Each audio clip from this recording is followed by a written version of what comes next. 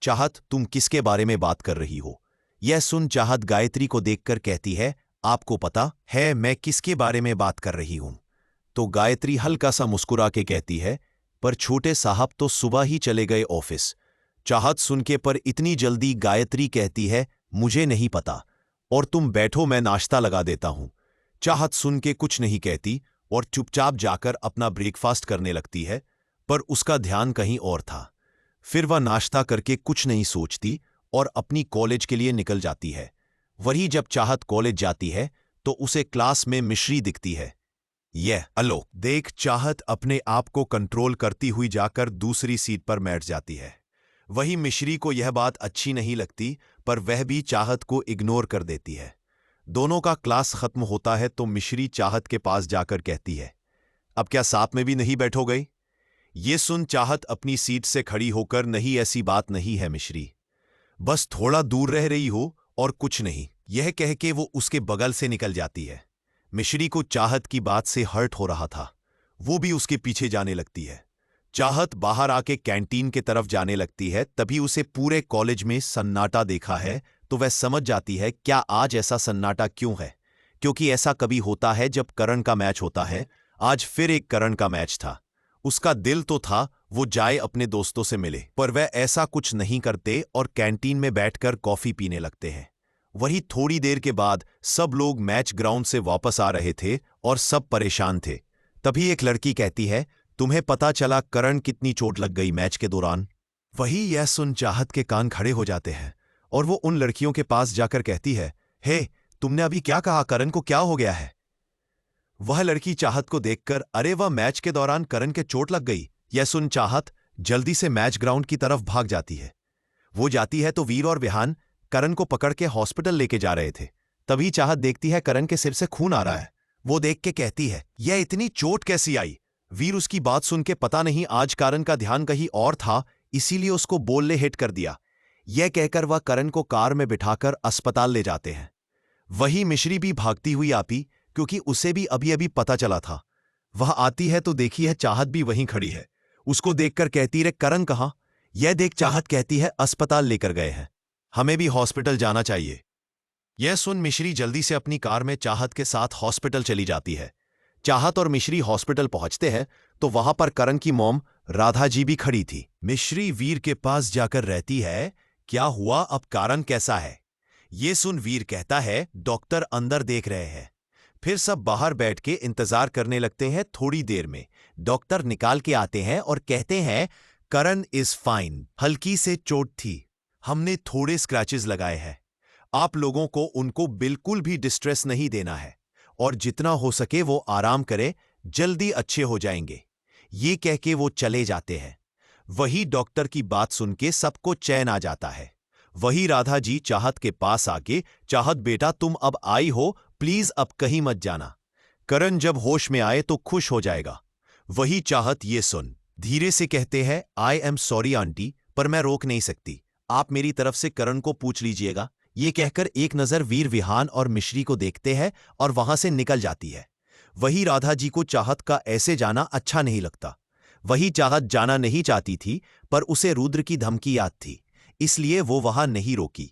वो उदास मन से हॉस्पिटल से बाहर आती है। कभी उसकी नजर एक जगह जाके थम जाती है और उसके मुंह से निकलता है, डेविल।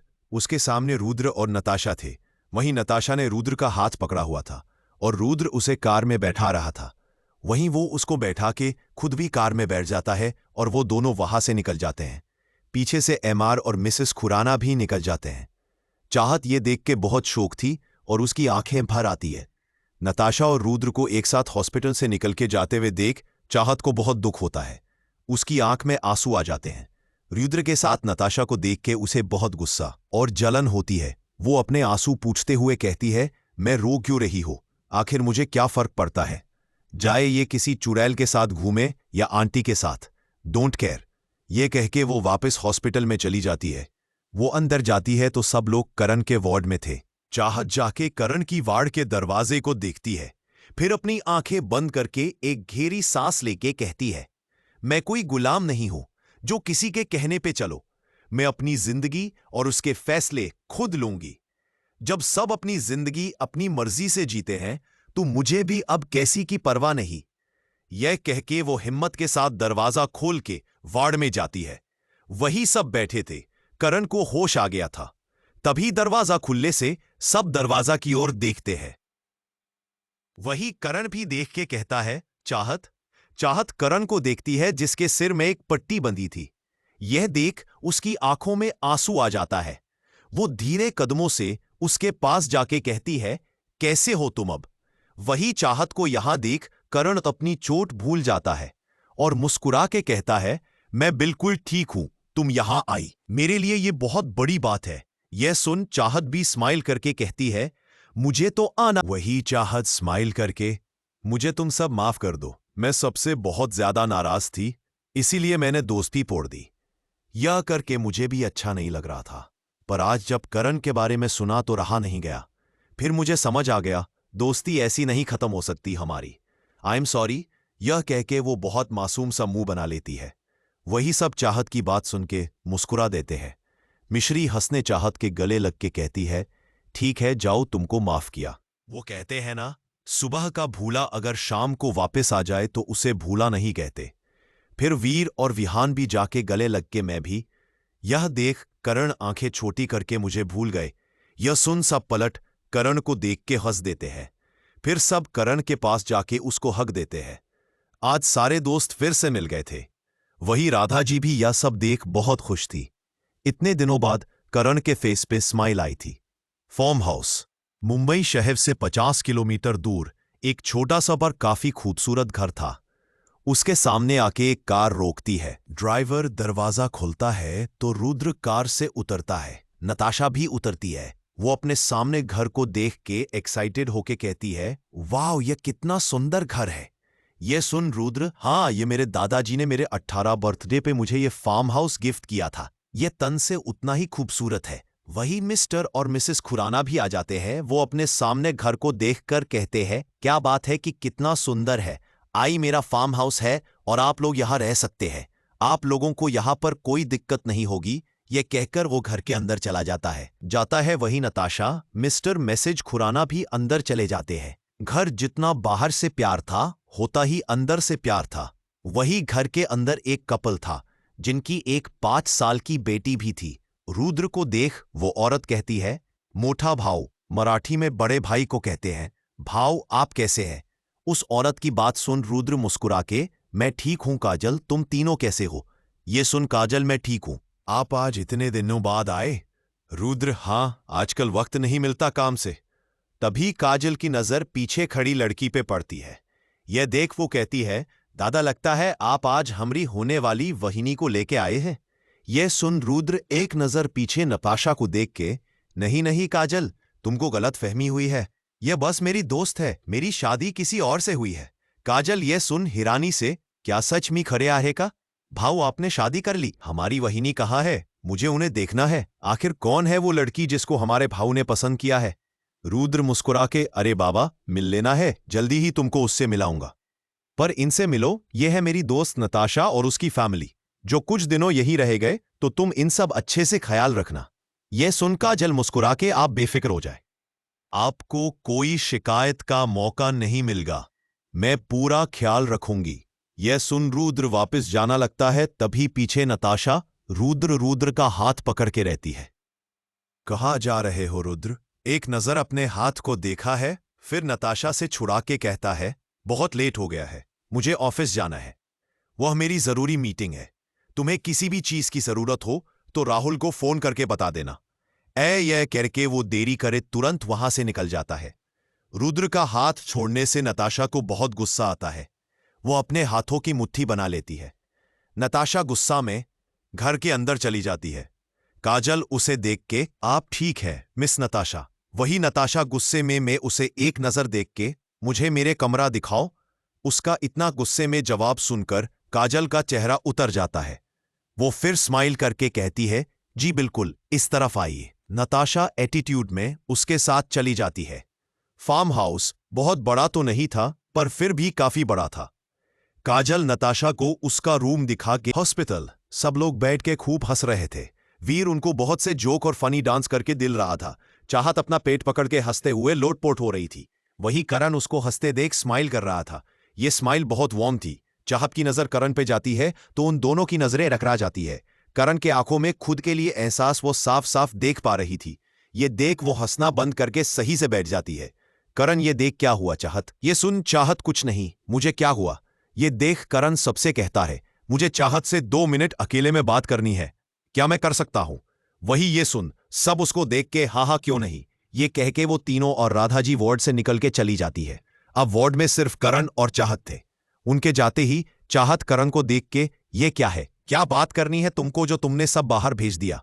उसको गुस्सा करता देख करण चाहत का हाथ पकड़ उसे अपने साथ बेड पे बैठा लेता है और उसके कंधों को पकड़ के कहता है, रिलैक्स चाहत, मुझे बस 2 मिनट ही चाहिए। ये सुन चाहत सुकून से बैठ जाती है। करण चाहत का हाथ पकड़ के, चाहत, मैं अगर ये कहूंगा कि मैंने उन लड़कियों के साथ कुछ गलत नहीं किया तो तुम ये नहीं मानोगी, इसलिए मैंने उन लड़कियों को ढूंढ के उनके नंबर और एड्रेस ले लिए थे। तुम खुद वहां जाके खुद पता करो या किसी से भी करवा लो। तुम खुद सच का पता करो। मेरे ऊपर जो इल्जाम लगे अगर वो सच साबित हो जाए तो तुम मुझे छोड़ देना, बल्कि मैं खुद चला जाऊंगा और कभी तुमको अपनी शक्ल नहीं दिखाऊंगी।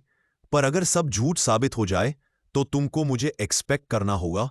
ये कह के वो अपने पास में रखे एक बैग से एक लिफाफा निकाल उसको दे के कहता है, इसमें सारी डिटेल्स है उन लड़कियों की। चाहत उस लिफाफा को देख कहती है, मुझे पता है तुमने कुछ नहीं किया।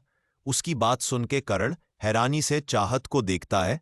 चाहत करण की तरफ देख के, हाँ सही सुना तुमने, मुझे पता है तुम इनोसेंट हो। ये सुन करण खुश होके, थैंक यू चाहत, मुझ पे यकीन करने के लिए। मुझे पता था तुम मुझ पे भरोसा जरूर करोगे। अब तो तुमको सच भी चल गया तो क्या तुम मुझे एक चांस दोगी? मैं वादा करता हूं हमेशा तुमको खुश रखूंगा। ये कह के वो चाहत के हाथ को अपने दोनों हाथों में पकड़ लेता है। वही करण की बात सुन चाहत जल्दी से अपना हाथ छोड़ा के कहती है, नहीं करण, तुम गलत समझ रहे हो। करण बेड से खड़ा होके कहता है, क्या गलत समझ रहा हूं? अब तो सब ठीक है। तू फिर क्या प्रॉब्लम है? ये सुन चाहत, नहीं करण नहीं, सब ठीक है, इसका मतलब ये नहीं कि हम दोनों के बीच कुछ हो सकता है। करण चाहत के पास जाके, मुझे पता है तुम अपने उन अंकल से डर रही हो कि वो उस दिन की तरह फिर से गुस्सा करेंगे। तुम बिल्कुल परेशान ना हो। मैं और मेरी मॉम जाए गए उनसे बात करने, मैं वो सब करूंगा जिससे वो मान जाए। बस तुम एक बार हाँ कर दो, फिर मैं सब देख लूंगा। चाहत ये सुन घबरा जाती है और एकदम से कहती है, नहीं नहीं, तुम उनसे इस बारे में कभी भी कोई बात नहीं करोगे। करण उसकी घबराता देख कहता है, चाहत रिलैक्स, इतना घबराओ मत, कुछ नहीं होगा। तुम यह सोच के डर रही हो कि वो कुछ कर ना दे, तो तुमको चाहत डरने की कोई जरूरत नहीं है। मुझ पर भरोसा रखो, ऐसा कुछ नहीं होगा, वो कुछ नहीं कर पाएगा। चाहत ये सुन के उसको रुद्र का गुस्सा याद आ जाता है। उसका वो सनकी पाना, करण का पुलिस से पीटना, उससे जबरदस्ती शादी करना। ये सब सोच चाहत एकदम से चीख के, नहीं नहीं, तुम ऐसा कुछ नहीं करोगे। करण करण ये सुन गुजर में, पर क्यों चाहत? चाहत रोते हुए, कि मैं तुमसे प्यार नहीं करती हो, समझ में नहीं आता क्या? मैं नहीं करती तुमको प्यार करण, तुम मेरे सिर्फ दोस्त हो, सिर्फ एक अच्छे दोस्त। इससे ज्यादा मेरे दिल तुम्हारे लिए कुछ नहीं है। चाहत की बात सुन के करण एकदम से बेड पे बैठ जाता है। उसके कान में चाहत की आवाज गूंज रही थी। वो एकदम से अपना सिर पकड़ लेता है। करण को देख चाहत कहती है परेशान होते हुए, तुम ठीक हो करण? पर करण कोई जवाब नहीं देता। ये देख चाहत सबको बुलाने जाने लगती है। तभी पीछे से करण चाहत की कलाई कस के पकड़ अपनी तरफ खींच के कहता है, तुम झूठ बोल रही हो, मैं जानता हूं तुम मुझसे प्यार करती हो। मैंने तुम्हारी आंखों में खुद के लिए फीलिंग देखी है। मुझे सच तो नहीं पता चाहत, पर कुछ तो है जो तुम छिपा रही हो। आज के जमाने में कौन सा इंसान सिनेमा हॉल नहीं गया? आज के जमाने में किसके पास मोबाइल नहीं है? और जबकि आपके पास बहुत पैसा हो। किसको आज के जमाने में शायरी नहीं पता? आज के जमाने में कौन घर से बाहर नहीं जाता? कुछ तो है जो बहुत बड़ा है, और वो तो मुझे बताओगे ही नहीं। कोई बात नहीं, मैं खुद पता लगा लूंगा, और मेरा वादा है शादी तो मैं तुमसे ही करूंगा चाहत, और ये करने से करण कपूर को कोई नहीं रोक सकता, तुम भी नहीं। वही चाहत करण की बात सुनने डरने लगती है। आज उसे करण की आंखों में वही पागलपन, वही सनक नजर आ रही थी जो उसे रुद्र की आंखों में नजर आता है। उसकी आंखों में जुनून देख चाहत डरने लगती है। उसको इतना डरा देख करण स्माइल करके, नहीं चाहत तुम डरो मत, तुम्हारे चेहरे पर मुझे सिर्फ स्माइल देखनी है, डर नहीं। उसकी बात सुन के चाहत कस के अपनी आंखें बंद कर लेती है, फिर वापस खोल के कहती है, बस बहुत हुआ, बहुत सुन ली तुम्हारी बकवास मैंने। मैं अब तक सिर्फ यह सोच के चुप थी तुम मेरे दोस्त हो। क्या कहा तुमने? मैं कुछ छुपा रही हो? जी नहीं, मैंने अपनी लाइफ ऐसी ही जी है जैसे नॉर्मल लोग जीते हैं। बस तुम जैसे फिल्म स्टार के लिए क्लब जाना, पार्टी करना इतना नॉर्मल हो गया है कि जो सिंपल लोग हैं वो तुमको एबनॉर्मल लगते हैं। खैर, मेरी ये बात तुम कान खोल से सुन लो। मैं आखिरी बार कह रही हूं करण, मेरे दिल में तुम्हारे लिए कुछ नहीं है। मैंने नहीं करती तुमसे प्यार। I don't love you. तुम सिर्फ मेरे अच्छे दोस्त हो, इससे ज्यादा कुछ नहीं। करण चुपचाप यह सब सुन रहा था, फिर एकदम से हंसने लगता रहे। उसका हंस देख चाहत शोक हो जाती है। वही करण हंसते हुए कहता है, ओफू चाहत, तुम कितनी मासूम हो यार, और मैं ऐसी मासूमियत का दीवाना हूं। तुम्हें क्या लगा चाहत, तुम मुझसे झूठ बोल देंगे और मैं यकीन कर लूंगा? नहीं, कभी नहीं। मैंने देखा है तुम्हारे आंखों में अपने लिए जज्बात, और मेरी आंखें कभी धोखा नहीं खा सकती। चाहत कुछ कहती थी, तभी करण बीच में बोल देता है, तुम जा सकती हो चाहत। 5 मिनट पूरे हुए। यह सुन चाहत एक नजर उसको देख वार्ड से निकल जाती है। उसके जाते ही कारण, जो अब तक कभी नॉर्मल लग रहा था, उसके एक्सप्रेशन बदल जाते हैं। देखते देखते चेहरे पर दर्द और आंखों से आंसू आने लगते हैं। चाहत वार्ड से निकल बाहर तेजी से बाहर जाने लगती है। पीछे से मिश्री आवाज देती हुई, क्या हुआ चाहत? चाहत पीछे पलट के जाके अपने उस दोस्त से पूछो, यह कह के वो हॉस्पिटल से निकल जाती है। वही चाहत की बात सुन सब हैरान हो जाते हैं और जल्दी से वार्ड के अंदर जाते हैं, जहां करण नीच बैठा रो रहा था। उसको ऐसा रोता, अब कोई उससे कुछ नहीं कहेगा, मैं सब खुद देख लूंगा। राधा जी भी रोते नहीं बेटा, मैंने तुझे ऐसा रोता देख सकती है। अगर तेरी खुशी के लिए मुझे चाहत के सामने झुकना भी पड़े तो मैं झुक लूंगी। करण अपनी गर्दन नामे मियाँ हिलाते हुए, नो मॉम, आप ऐसा नहीं करेगी। वादा कीजिए। राधा जी नहीं, करण मॉम वादा कीजिए।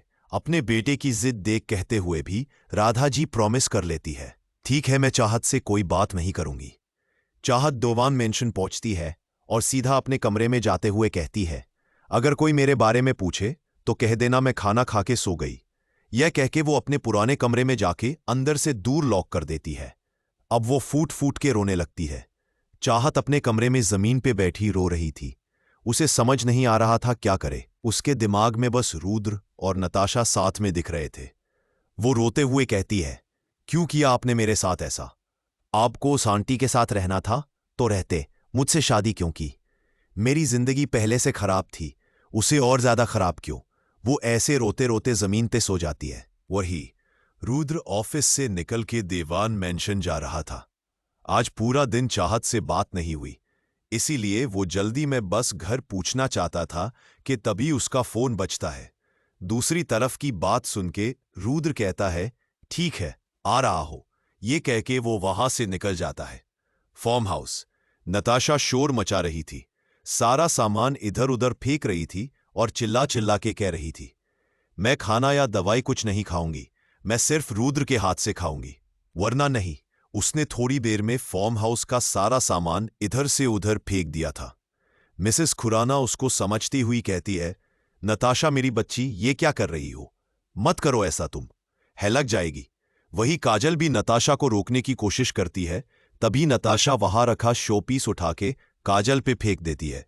काजल डर के आंखें बंद कर लेती है, पर उसे जब कुछ महसूस नहीं होता तो वह आंखें खोलकर देखती है तो सामने उसके रुद्र खड़ा, जिसने एक हाथ से बहुत शोपीस पकड़ा हुआ था।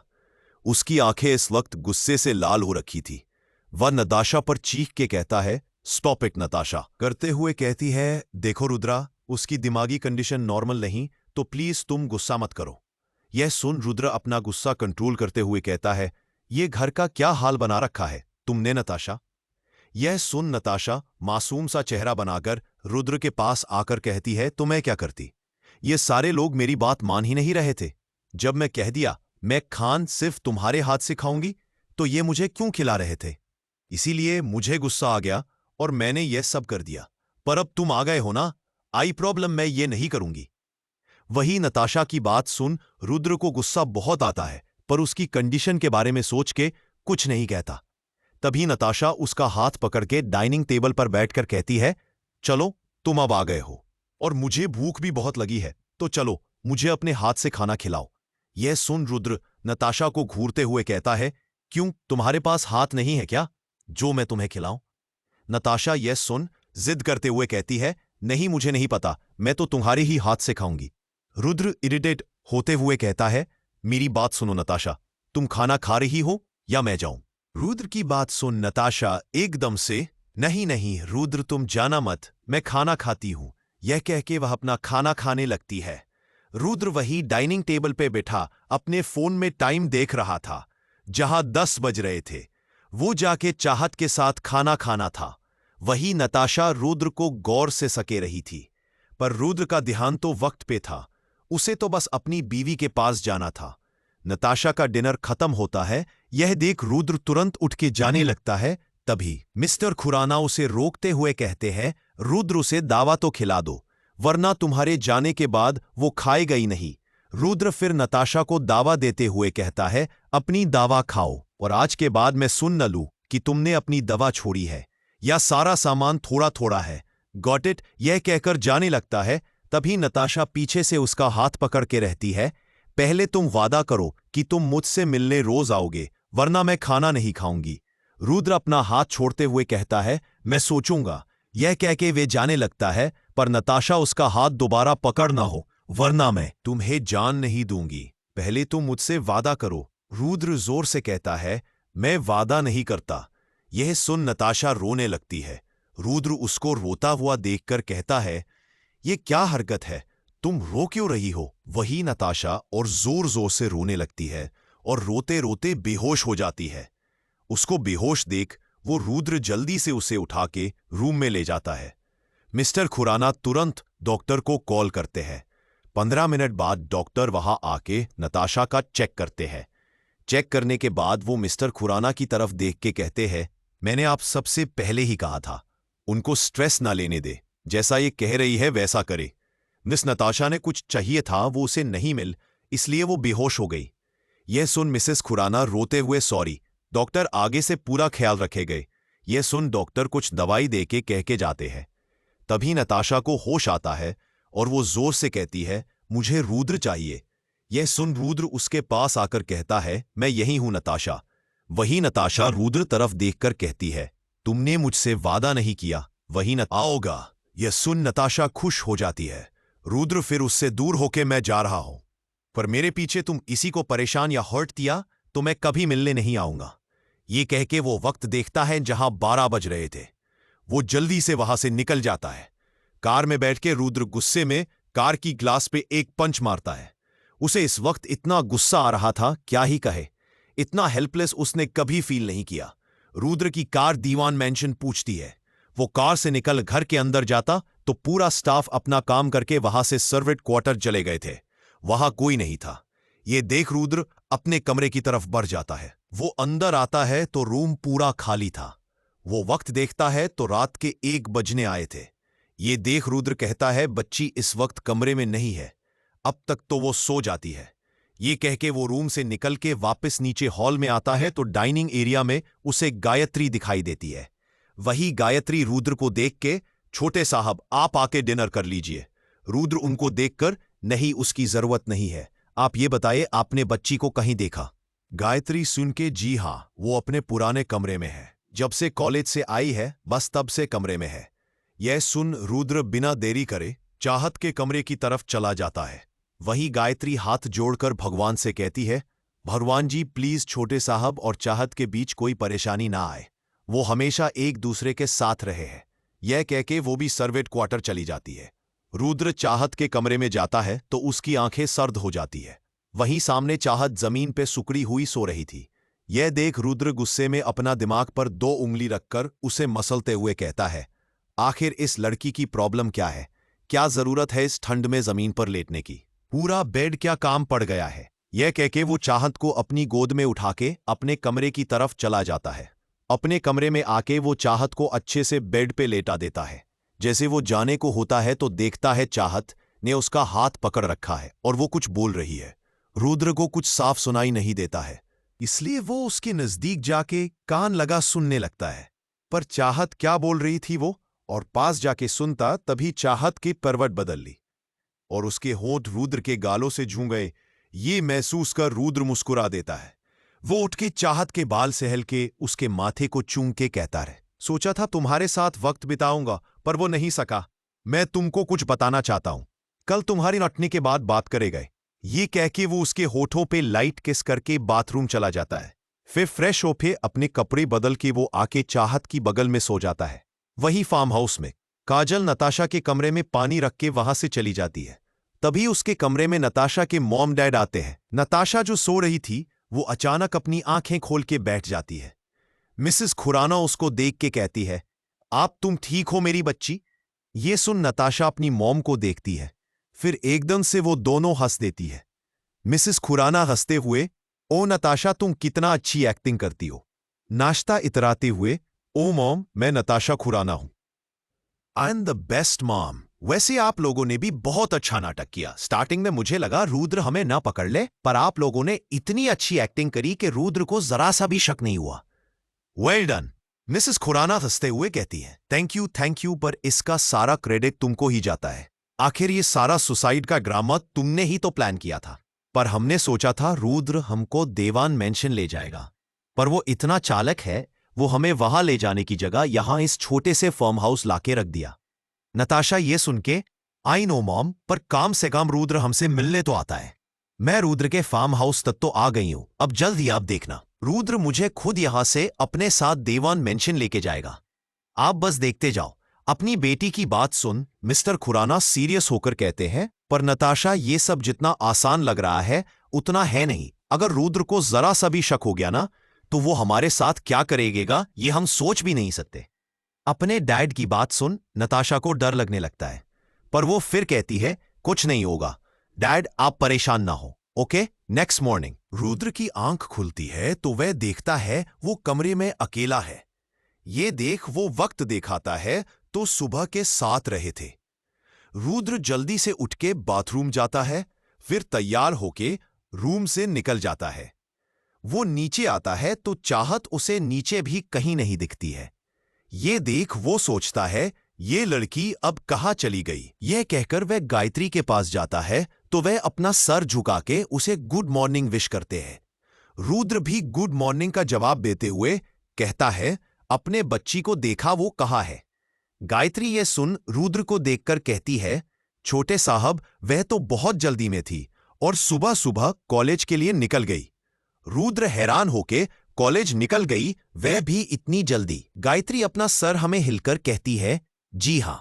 रुद्र फिर गायत्री को जाने को कहता है और फिर खुद डाइनिंग टेबल पर बैठकर अपना नाश्ता करता है और सोचता है, आज चाहत इतनी जल्दी चली गई और मुझे उसको कुछ बताना था। वो भी जल्दी जल्दी अपना नाश्ता कंप्लीट करके वही चाहत अपने कॉल्स में बैठी किसी सोच में घूम थी। तभी उसके पास मिश्री आके कहती है, तुमको पता है क्या हुआ? चाहत नताशा को देखती है जो रो रही थी। चाहत उसको देखकर कहती, क्या हुआ नताशा, तुम रो क्यों रही हो? यह सुन नताशा उसका हाथ पकड़ के क्लास से बाहर ले जाती है जहां पर करणवीर और विहान के साथ खड़ा था। चाहत करण को देख के सोचती है, करण आज कॉलेज आया है पर इसको तो घर पे रेस्ट करना चाहिए था। चाहत अपनी सोच से बाहर आती है, फिर करण के पास जाती है। वही वीर और विहान की भी आंखें नम थी। चाहत सबको ऐसे देखकर कहती है, क्या हुआ, आप सब रो क्यों रहे हैं? तभी करण मुस्कुराते हुए कहता है, क्योंकि मुझे कॉलेज से निकाल दिया गया है। यह सुन चाहत चीख के कहती है, क्या? करण स्माइल करके, हाँ पर तुम इतना शोक हो रही हो, तुमको तो खुश होना चाहिए। अब रोज रोज तुमको मेरा चेहरा नहीं देखना पड़ेगा। करण की बात सुन के एक पल को चाहत को अच्छा नहीं लगता। वो उदास होके कहती है, करण प्लीज डोंट से दैट। मैंने कभी यह नहीं सोचा कि तुम यहां से चले जाओ। तुम मेरे दोस्त हो। करण ये सुन के ठीक है, फिर सबकी तरफ देख के, ओके गाइस अब मैं चलता हूं। ये सुन मिश्री रोती हुई करण को गले लगा के कहती है, प्लीज मत जाओ, हम सब लोग कॉलेज की अथॉरिटी से बात करेंगे। वीर भी सुन के कहता है, हाँ हम सब लोग जाके बात करेंगे। वो ऐसे कैसे किसी को भी साल के बीच में निकल सकते हैं। वही ये सुन के चाहत कहती है, पर एक मिनट, मुझे ये तो कोई बात दो कि क्यों निकल दिया है, क्या रीजन है इसका? करण सुन के उन्होंने कहा है, मेरे यहाँ रहने से उनके कॉलेज की रेप्यूटेशन खराब हो रही है, इसलिए मुझे निकल दिया। विहान सुन के अरे पर तुमने वही करण की लास्ट बात सुन के चाहत के दिमाग में कुछ आता है। वो जल्दी से वहां से निकल के कार में चली जाती है। उसकी कार दीवान इंडस्ट्रीज रोकती है। चाहत का चेहरा गुस्से से लाल पीला था। वो गुस्से में कार से निकल ऑफिस के अंदर जाती है और सीधा रुद्र के केबिन में जाने लगती है। वही रिसेप्शनिस्ट उसको रोकता है, पर चाहत की स्पीड बहुत तेज थी। वो बिना रोक रुद्र के केबिन में दंदनाते घुस जाती है। केबिन में रुद्र बैठा अपना काम कर रहा था। तभी उसके कान में किसी की चीखने की आवाज आती है। आप ऐसा कैसे कर सकते हैं? ये आवाज सुन रुद्र सामने देखता है, जहां चाहत गुस्से में खड़ी थी। रुद्र उसको देख के कहता है, जो कहना है यहां आराम से बैठ के बोलो। चाहत वापस गुस्सा करते हुए कहती है, मैं यहां आराम से बैठने नहीं आई हूं, मुझे आपसे बस ये जानना है आपने ये सब क्यों किया। रुद्र सुन के कहता है, तुम किस बारे में बात कर रही हो चाहती से? अच्छा तो अब आपको बात याद नहीं। कोई बात नहीं, मैं आपको याद दिलाती हूं अपने करण को कॉलेज से क्यों निकलवाया। आपको पता भी है साल की बीच में उसे निकाल दिया। अब कोई भी कॉलेज उसे साल के बीच में एडमिशन नहीं देगा। आप ऐसा कैसे किसी के साथ कर सकते? किसी के करियर, किसी की इज्जत के बारे जरा सा भी नहीं सोचते। रुद्र आराम से बैठा अपनी चेयर पर चाहत की पूरी बात सुनता है। जब चाहत अपनी बात खत्म करती है तो रुद्र बहुत आराम से अपनी एक टांग पर टांग रख कहता है, इसमें गलती मेरी नहीं उसकी है। रुद्र की बात सुन चाहत हंसते हुए, हो उसकी गलती है, उसने ऐसा क्या किया है जिसे आपने उसे कॉलेज से निकाल दिया? चाहत का सवाल सुन के रुद्र खड़ा होता है, चाहत के पास जाकर कहता है, उसकी गलती मानी बहुत बड़ी गलती है। उसने मेरी वुमेन से प्यार किया है और तुमको मुझे थैंक्स कहना चाहिए। मैंने उसे बस कॉलेज से निकाला है। अगर मेरे बस चले तो मैं उस बस्टर्ड को दुनिया से मिटा दूं। चाहत सुन के हैरानी से उसे देखती है, उसकी आंखें नम हो जाती है। वो भरी गले से कहती है, किसी को मारना आपके लिए इतना आसान है? आपने मुझसे कहा था कि मैं शादी कर ली तो आप मेरे सारे दोस्तों को छोड़ दोगे, तो आपने करण के साथ अपने ऐसा क्यों किया? वही करण का नाम बार बार चाहत की मुंह से सुन के रुद्र को बहुत गुस्सा आता है और वो तुरंत चाहत के होठों पे अपने होठ रख देता है। वही चाहत की आवाज उसके मुंह में रह जाती है। रुद्र उसे गुस्से में किस कर रहा था। वो चाहत के होठों को चूम काम कांट जायदा रहा था, जिससे चाहत को दर्द हो रहा था। दर्द से उसकी आंखों में आंसू आ जाते हैं, पर रुद्र तो सब भूल के चाहत के होठों को काटने में लगा था। रुद्र अब तक काफी ज्यादा बेहक चुका था। वो चाहत का मुंह खुलना चाहता था, पर चाहत नहीं खुल रही थी। रुद्र इस चीज से और भी काफी ज्यादा फ्रस्ट्रेट हो जाता है और गुस्से में चाहत की कमर पे कस के पिंच करता है, जिससे चाहत के मुंह से हल्की सी आह निकलती है। और तभी रुद्र चाहत के मुंह में अपनी जीभ डाल के उसे और पैशनेटली किस करने लगता है।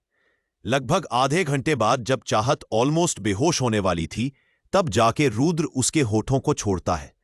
चाहत लंबी लंबी सांस लेने लगती है। वही रुद्र को तो जैसे कोई भूत सवाल हो गया हो। उसकी बॉडी बहुत गर्म हो रही थी। वो अब रुकना नहीं चाहता था, इसलिए वो तुरंत चाहत की गर्दन पे अपने होठ रख किस करने लगता है। उसके ऐसा करने से चाहत के बॉडी में कुछ होने लगता है। रुद्र को चाहत के जिस्म से आती खुशबू से पागल हो रहा था। वो अपना कोट निकल के फेंक देता है और चाहत को अपनी गोद में उठा के टेबल पे बिठा देता है और वापस उसके होठों को चूमने लगता है। वही चाहत अपनी आंखें बंद करी बैठी थी। उसकी बॉडी में क्या फील हो रहा था वो उसको कंट्रोल नहीं कर पा रही थी। वही रुद्र के हाथ चाहत की कमर से उसके पेट तक आ जाते हैं। अपने हाथ चाहत की टॉप के अंदर डालने उसके पेट को सहलाने लगते हैं। रुद्र के जूते ही चाहत की पेट में बटरफ्लाई उठने लगती है। वो दोनों एक दूसरे में खोए थे कि तभी केबिन का डोर खुलता है और कोई दंदनाते हुए अंदर आता है। अंदर आते ही उसकी चीख निकल जाती है। तो चलिए आज का एपिसोड यही फिनिश होता है। अब हम कल मिलते हैं। आई होप कि आपको यह एपिसोड पसंद आया होगा, तो इसे लाइक जरूर करना।